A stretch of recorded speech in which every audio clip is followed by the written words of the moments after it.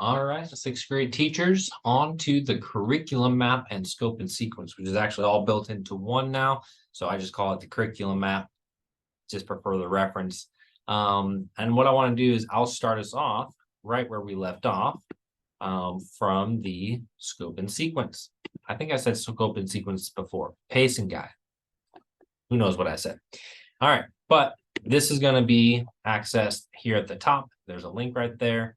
If you're on the district website, they should be listed there as well. If you're on the science website, it should be listed there as well. So plenty of ways to get to the curriculum maps, whichever way works for you.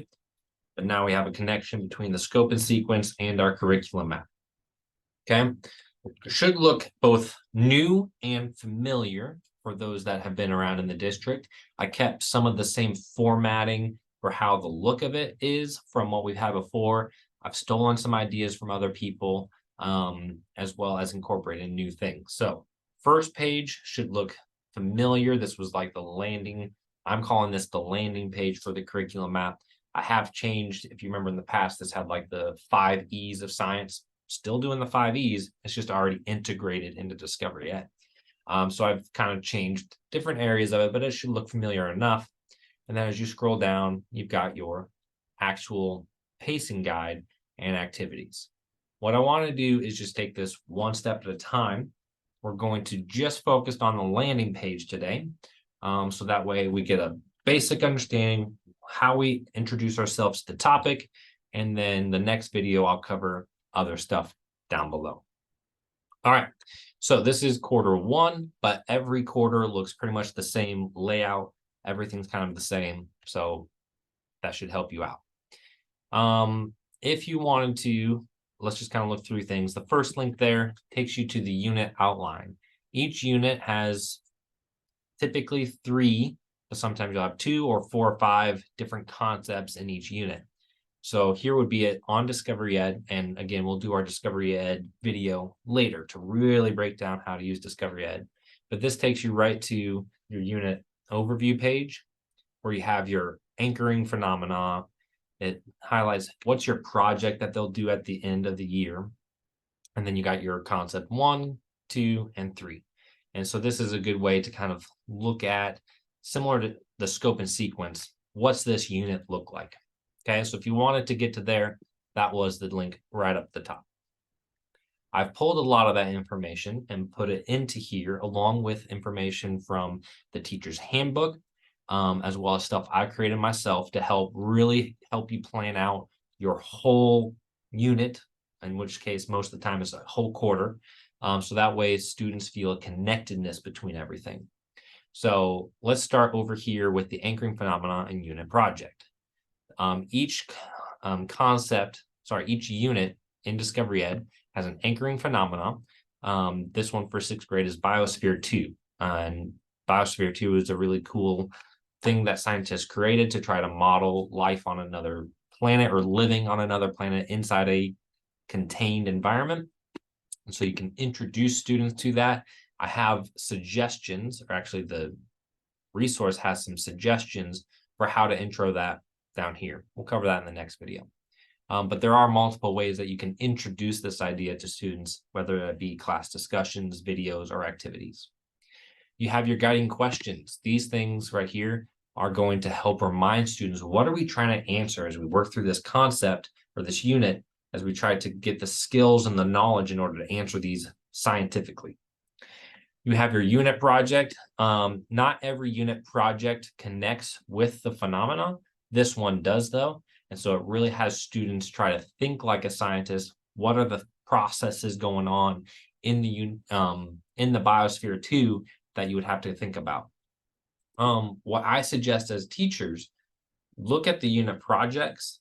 What are the skills and knowledge students need to have in order to be successful in that? And then as you plan out your lessons, you're always thinking about that as the end goal.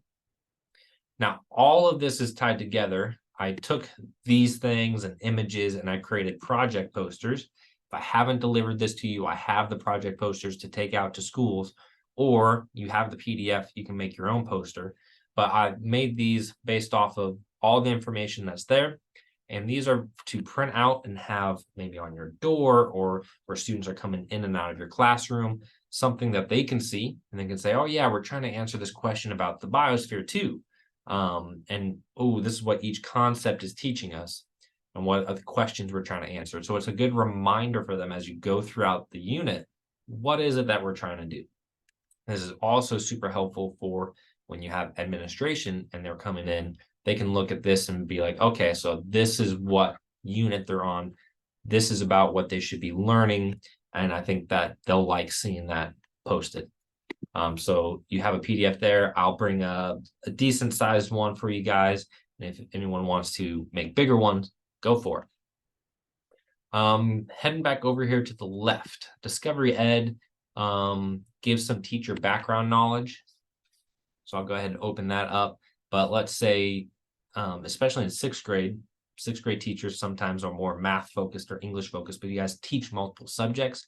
So let's say you're coming into this and you're like, may not be familiar with all the science concepts that we're about to teach. You can come straight to here and you got a nice, typically it's one page, might go on to a nice one pager for, okay, let me read through this. And that helps set me up as a teacher for success. And there might even be some bits of information in there that I want to share out with students. And you can print these out if you want. But that's to help make sure everybody kind of has a good background. Proficiency scales, if you watched my scope and sequence video, same links here. So I'm not going to go into too much detail there. I talked about the assessments and the and performance assessments. Those are linked here. I only linked the summative ones, not the practice ones here. And these are also linked down below, which we'll cover. But just in case you wanted to go through and review those questions, like I discussed, what are we going to be tested on here at the end? These are a couple of links that were already available in prior iterations of the curriculum map, the vertical alignment, as well as the by grade and standard. So those could be useful for thinking about where my students have been, what topics have they covered around this before, to help build some scaffolding for your students. And I'm working now to help support that area, the scaffolding part as well. All right, similar to the unit project poster, in the teacher's handbook, there's also these unit outline maps kind of for a teacher, what's your progression? And so I went ahead and got these guys pictured in PDF form, so you don't have to go looking for them. It helps you kind of think about, okay, I want to introduce the phenomena. I'm going to keep the project in mind. Here are the 3 concepts that I'll be doing. We'll wrap up with a project, and there's the unit performance-based assessment there at the end, or the quarter assessment. So that's kind of a useful thing to help plan out what a whole quarter or unit will look like. And then they create these units in a storyline. And so this, well, real quick reading will help connect those 3 separate concepts into one story, that will help, because when you start this, you start talking about human body systems. You're like, whoa. I thought we were talking about biosphere 2. But there's 2 kind of overarching themes that 6th grade starts off with. One is systems. What is a system? How do you define a system? What types of systems are there? So we start with the human body. How does that tie into the phenomena? Well, when you think about the systems that are involved in a biosphere, you have to understand the systems inside the humans for what nutrients and resources they need. The whole biosphere itself is a system modeling the atmosphere. So when you get into, so you do the body, and then you get into cells as a systems, and earth interacting systems. You're connecting all these ideas for how systems create things so that students can better tackle that phenomena with that unit project for thinking through the whole human experience and creating a biosphere.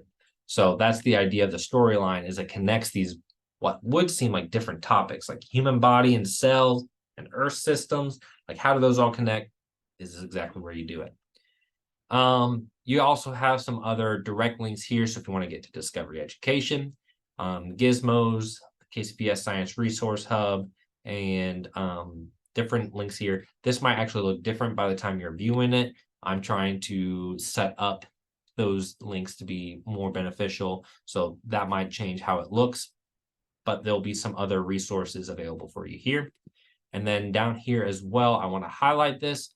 I'm looking to get feedback as teachers teach these units to make sure that we make improvements moving forward. So when you are at the end of a quarter or end of a unit, I would love as many teachers as possible to complete this survey, and I'll push out emails and reminders and stuff.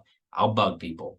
But all this will do is it's a Google form, and it asks some real basic questions. I ask questions in terms of rating things with a number scale. So I get some numbers, as well as some open-ended questions to get some suggestions and feedback.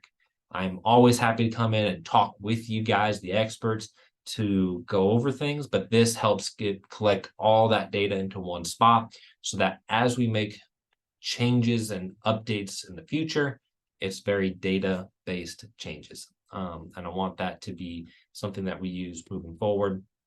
I'll cover that more at the end of the quarter. I'll push that out. I've already test ran this and the curriculums during summer school, and I got really good information from that. All right, that is the landing page. Hopefully that helps you visualize how am I going to use this page to plan out my whole unit. And then in the next video, we'll jump down into the actual pacing guide. How can I use that to plan out my day-to-day? So thank you very much. Hopefully these videos have been so useful for you guys. I'm always one email away. Thank you so much and have a good day.